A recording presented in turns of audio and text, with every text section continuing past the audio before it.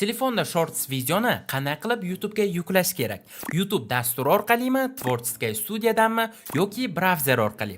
Shorts videoga to'g'ri nom qo'yish, preview tanlash, to'g'ri tag va описание kiritish. Bularni barchasini hozir o'rganib olasiz. Qani ketdik. Xo'sh do'stlar, bizga ikkita dastur kerak bo'ladi.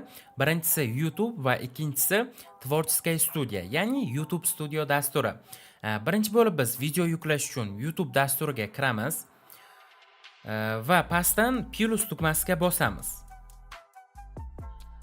Bu yerdan chapdagi to'rt burchakka bosamiz va do'stlar, galereyamizdan kerakli videoni tanlaymiz. Mana men videoni tayyor qilib qo'yganman. Gotovga bosamiz. Bu yerdan strelkaga bosamiz va yana daliyaga bosamiz. Chunki bizning videomiz tayyor, hech qanaqa montaj qilish kerak emas. Xo'p do'stlar, men nimaga Shorts videoni telefondan yuklayman? Sababi do'stlar, telefondan Shorts video yuklaganda biz Shortsga obloshka qo'ysak bo'ladi. Bu uchun mana bu yerdagi qalamchaga bosamiz va bu yerdan o'zimizga mos bo'lgan kadrni tanlab olamiz. Misol uchun men videoni boshidagi kadrni tanlayman, shuni o'zi yetarli. Va do'stlar, bu yerga biz Shorts uchun nom yozishimiz kerak. Shorts videoga nomni maksimum 3-4 ta so'zdan iborat qilgan yaxshi. Chunki unaqa ham uzun so'z yozishni men maslahat bermayman. Xo'p, bizni videomiz kimning muxlislari ko'p, ya'ni Teo Timurnimi yoki Senatornimi degan video bo'lgani uchun men Teo Timur vs Senator deb yozaman nomiga.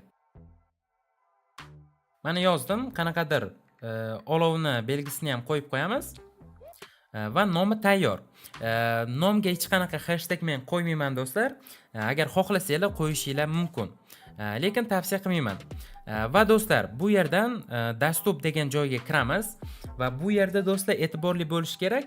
Agarda siz videongizga, ya'ni Shorts videongizga tag va описание yozadigan bo'lsangiz, buni Dastur ссылка qilib qo'yganingiz yaxshi. Chunki Dastur ссылка qilgandan keyin video ochiq bo'lmaydi va Tvorskaya studiyaga o'tib, bunga описание va tag yozishingiz mumkin bo'ladi. Men esa hech qanaqa tag va описание yozmayman, chunki bular bir tiyinga qimmat, ya'ni hech qanaqa foyda olib kelmaydi. Shuning uchun men odatda открытный Dastur qilib videoni chiqarib yuboraman. Lekin do'stlar, sizlarga o'rgatish uchun men albatta Dastur ссылкаga qo'yaman. Xo'p, orqaga qaytamiz. Местоположение umuman kerak emas. Auditoriyaga kiramiz. Auditoriyadan video net для детей tanlaymiz va pastdagini net video подходит тем, кому нет 18 letni tanlaymiz. Xuddi shunday tarzda turadi do'stlar.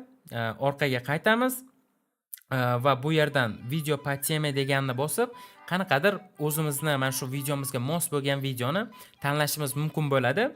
Sababi kim ushbu videomizni Shorts bo'limida ko'rsa, pastda esa shu ikkinchi videoni ham tavsiya qilib o'tadi. Bu juda ham yaxshi. Bu yerda masalan do'stlar, istalgan videoni tanlash mumkin, lekin men bu yerdan xo'p, kelinglar mana shu obunachisi eng ko'p streamerlar videoni tanlaymiz masalan. Va bu yerdan boshqa narsaga teginish keragi yo'q va biz загрузитga bosamiz. Открытda bosamiz. YouTube bibliotekada mana shu yerda hozir video yuklanadi, bizga xabar beradi. Undan so'ng Tvorskaya studiyaga o'tamiz. Mana do'stlar, video yuklandi deyapti. Endi biz bemalol Tvorskaya studiyaga kirsak bo'ladi, videoni tahrirlash uchun. Mana kirdik, content bo'limiga o'tamiz, tepadan Shorts bo'limiga kiramiz. Va bu yerdan do'stlar, mana birinchidagi video hozir yuklagan videomiz.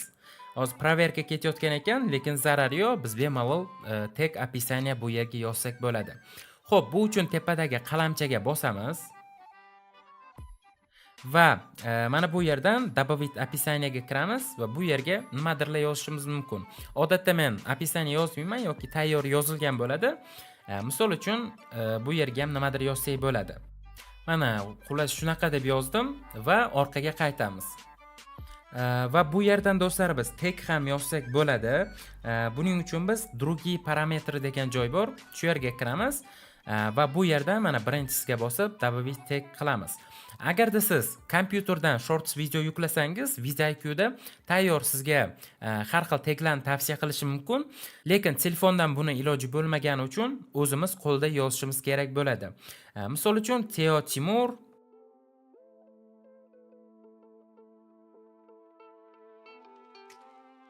Xullas, mana shunaqangi qilib yozdim do'stlar. O'zi tag yozish kerak emas. Ja ko'p tag yozishni ham tavsiya qilmayman. Undan so'ng do'stlar, kategoriyaga biz tegilishimiz kerak emas, chunki bu ham umuman ta'siri yo'q videoga va orqaga qaytamiz. Playlist qo'shishni ham bizga kerak yo'q, sababi YouTube'ni o'zi bizga alohida qilib shorts bo'limini yaratib qo'ygan. Shuning uchun playlist kerak emas. Undan so'ng esa do'stlar, biz dastupni открытный dastupga qo'yamiz va orqaga qaytib сохранить tugmasiga bosamiz. Va tayyor. Bizning videomiz YouTube'da.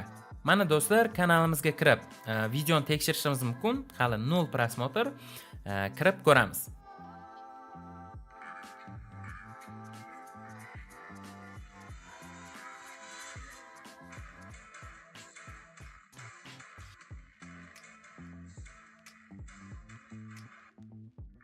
Va mana tayyor.